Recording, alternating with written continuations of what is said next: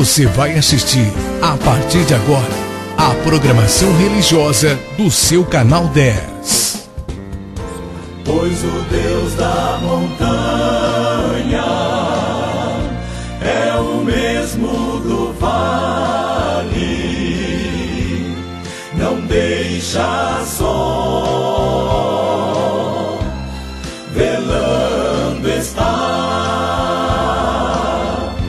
nas tristezas, nas lutas, nos piores momentos,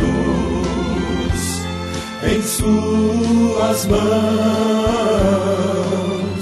segurando estará. Graça e paz, meus queridos. Estamos no ar com o nosso programa Escalando Montanhas da Igreja Presbiteriana de Fernandópolis. Nossa igreja, nesse mês de agosto, completa 50 anos. É um jubileu de ouro. E graças a Deus, rendemos graças a Deus por isso, porque grandes coisas o Senhor tem feito por nós e tem nos alegrado. Hoje nós estamos, pelo canal 10, trazendo a palavra de Deus para todos os nossos assistentes, os assinantes do canal 10 e aqueles também que podem nos ver pelo YouTube, às vezes no Facebook. Então, que Deus esteja nos abençoando. A leitura de hoje está em Lucas 12. Lucas 12, 49 a 53. Esse texto diz o seguinte: Eu vim para lançar fogo sobre a terra, e bem quisera que já estivesse a arder.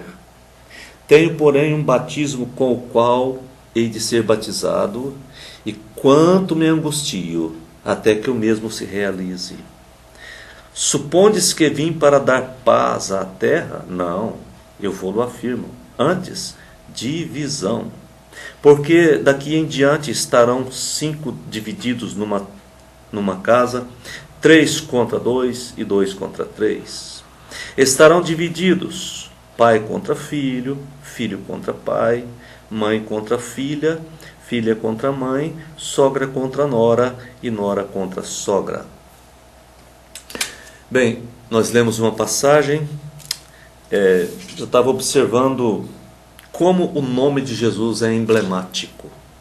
Como que esse nome é diferente, extremamente diferente, o nome de Jesus.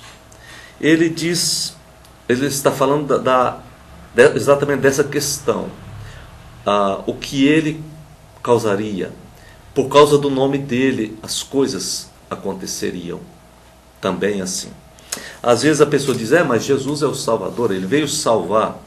Pois é, só que a própria salvação já é um problema seríssimo. Às vezes a gente vai dizer para uma pessoa, você precisa de Jesus. Ele diz, quem é você para dizer que eu preciso de Jesus? Já causou problema? Seríssimo. Seríssimo. Já causou problema seríssimo. O nome de Jesus hoje não é bem-vindo no Ocidente. Se diz, é muito bem-vindo. Olha, ele é bem-vindo, mas nas vidas daqueles que fazem a cabeça do povo, ele não é bem-vindo. Na vida daqueles que têm o poder de manipulação, ele não é bem-vindo. Com certeza, isso aí basta dar uma olhadela nas coisas do mundo. Ele diz aqui no versículo 49, ele diz, eu vim lançar fogo na terra. Fogo. Ele diz, eu gostaria até que já estivesse ardendo. Acredito que lógico, é uma maneira de dizer a respeito dos problemas que viriam por causa de Jesus. Quando Jesus veio, os problemas que ele causou, sem ter causado nenhum, lógico, só pelo fato de ele existir, os problemas que ele causou foram problemas exponenciais, assim, coisas extraordinárias. Jerusalém ficou apavorada. Toda a religião ficou apavorada. Toda. Os principais, os cabeças do povo, ficaram todos apavorados. E depois do povão, do populacho, houve uma avalanche de conversões verdadeiras, conversões profundas, e mudou Jerusalém, mudou a Judéia. Então, aquele fogo, isso é um fogo, é uma maneira de dizer, fogo, aquilo lá aconteceram coisas tremendas, mudanças. As pessoas estavam umas apavoradas, outras com medo e outras com uma felicidade completa. Aquele contraste muito grande. E isso aconteceu na vinda de Jesus, na primeira vinda. Isso aconteceu também quando Jesus foi assassinado pelos judeus, foi pendurado na cruz pelos romanos, depois ressuscitado, e a igreja começou, conforme Atos 2, e a própria igreja foi passando como que pelo fogo, o fogo da provação, o fogo do sofrimento, muito, muito alto. As histórias bíblicas são muito fortes. Quando Jesus nasceu, os primeiros a passarem pelo fogo foram as crianças de 2 anos para baixo, de Belém. Foram as primeiras vítimas do nome de Jesus. Porque os magos, tendo ido visitar Jesus, Herodes, se apercebendo de que havia sido traído pelos magos, isso no espaço de 2 anos, mandou matar todas as crianças da região. Quantas? Dezenas? Vai lá saber quantas.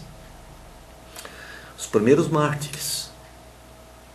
Quando a igreja começou, o proto-mártir foi Estevão, morto, assassinado a pedradas. E enquanto eles jogavam pedras, os seus dentes estavam rangindo, uma coisa esquisita, algo fora do comum, fora do normal. Então ele diz: eu vim para lançar fogo sobre a face da terra. E eu tenho que saber disso, eu tenho que entender isso. Senão, eu como um cristão, eu vou sofrer demais. Eu vou ficar pensando que está tudo errado. Porque as coisas acontecem de um modo diferente do que eu poderia estar imaginando. Então eu tenho que saber disso. Eu preciso saber disso. Para que eu consiga sobreviver contra mim mesmo. Porque minha ideia não era essa, não seria essa. Não. Né? No versículo 50, e ele diz: e eu tenho um batismo com o qual serei batizado. E ele diz que ficava angustiado até que isso se realizasse. Então, quando ele disse essas palavras, faltava ainda quanto tempo para que ele recebesse esse batismo de fogo com o qual ele foi batizado? Lá naquela noite, quando ele foi maltratado, naquela manhã, quando ele foi maltratado, escorraçado, vilipendiado e tal, e ele disse: eu não vejo a hora de passar, eu tenho que passar, mas quando eu vou chegando, eu vou ficando muito angustiado. O texto de Lucas diz que o sangue de Jesus foi se transformando, aliás, o suor de Jesus foi se transformando em sangue. Ele suava como que gotas de sangue, porque o sofrimento foi muito forte, escandalosamente forte. Então ele está no versículo 50, um batismo de fogo, um batismo duro, de dores da alma, dores emocionais. Jesus é uma questão, é emblemático demais. Muito, muito. No versículo 51 ele diz: eu não vim trazer paz à terra, eu vim trazer guerra. Eu não vim trazer paz, eu vim trazer divisão. Eu afirmo para vocês: divisão. Divisão.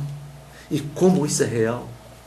Por causa do nome de Jesus, por causa de tanta coisa, de religião, divisão, assassinato, morte, perseguições, quanta coisa, guerra, lutas. E depois ele diz que essa luta vai longe, porque no versículo 52 e 53 ele vai falando como que as coisas vão dizer. 5 pessoas, 3 ficam contra 2 e 2 ficam contra 3. No versículo 53 ele diz, filho contra pai, pai contra filho, mãe contra filha, filha contra mãe. Mas algo me chamou muito a atenção. Sogra contra nora e nora contra sogra. Esse texto é incrível, porque dificilmente, apesar que a conversa por aí é que feliz foi Adão, que não teve sogra nem caminhão. Só para rimar o caminhão, né? Porque os homens falam muito sogra, sogra, sogra. A conversa é muito assim, mas não é verdadeira, ela é falsa. O problema da sogra está com a nora. Não está com a sogra, está com a nora. A casa que a nora se entende com a sogra está em equilíbrio. Está em equilíbrio. Porque o problema não é com o genro. O problema é com a nora. E Jesus, de fato, você não vê ele falando diferente. O texto que tem isso é aqui em Lucas. E diz claramente, nora contra sogra, sogra contra nora. E veja bem, é família. É família. Pai, filho, mãe, filha, sogra, nora. É família. A família teria problemas. Jesus previu e disse, vai ter problemas. Porque Satanás não se conforma com as coisas de Deus. Satanás não se conforma com a nossa felicidade. Ele vai trabalhar, ele vai batalhar, e Jesus disse, ele vai batalhar nesse assunto aqui, ó. Ele vai batalhar muito no assunto religioso. Ele vai batalhar muito no assunto da sogra com a nora, porque assim vai quebrando famílias, quebra muitas famílias. Quebra muitas famílias. Traz muitas tristezas. Então, eu queria te dizer hoje isso, que Jesus é um emblema, é muito emblemático. Porque todo mundo imaginaria que, ele é pai, não é padrasto, ele cuida, etc. Mas ele diz, a minha vinda é para causar problema. Vai desestabilizar. Vai tirar você do lugar seguro. Vai tirar você dessa situação cômoda. Quando você recebe Jesus na sua vida, você sai da situação cômoda.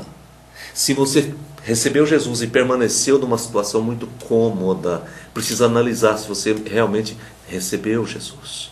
Porque quando você recebe Jesus na vida, você o aceita, você crê, entrega a sua vida, então a sua vida começa a ser vida de luta, de labuta, de batalha. Batalha. E Paulo um dia disse, eu convoco vocês para que venham batalhar comigo, lutar comigo, para que vocês venham batalhar comigo nessa batalha. Então, viver com Jesus é nada mais, nada menos do que viver em batalha. Você diz, pastor Daniel, então por que você me convida para ser um servo de Jesus? Eu te convido porque esse é o único caminho da vida eterna. O caminho fácil não é da vida eterna. O caminho fácil é largo, espaçoso e conduz para a perdição. O caminho da vida eterna vai ser difícil, mas vale a pena, porque lá na frente, quando você tiver chegado, você vai olhar para trás e vai dizer assim, valeu a pena. Valeu a pena. Então vamos orar. Deus, eu quero que a minha vida valha a pena. Eu quero, Senhor.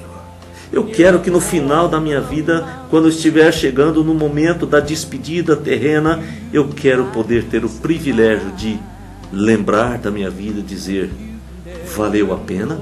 Claro, poderia ter sido uma luta mais bem feita, com certeza. Eu sei disso, sempre eu vou deixar a desejar, mas valeu a pena, porque agora eu estou entrando na glória, onde o diabo não tem mais nem como se meter, nem como falar, ele só poderá ver de longe.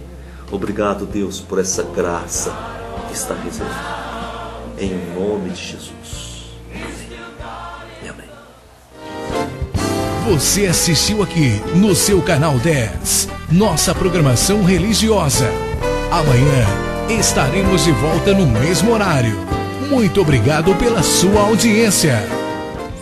Pois o Deus da montanha é o mesmo do vale, não deixa só, velando está, nas tristezas, nas lutas, nos piores momentos. Em suas mãos, segurando estará. Meu amigo, que se acha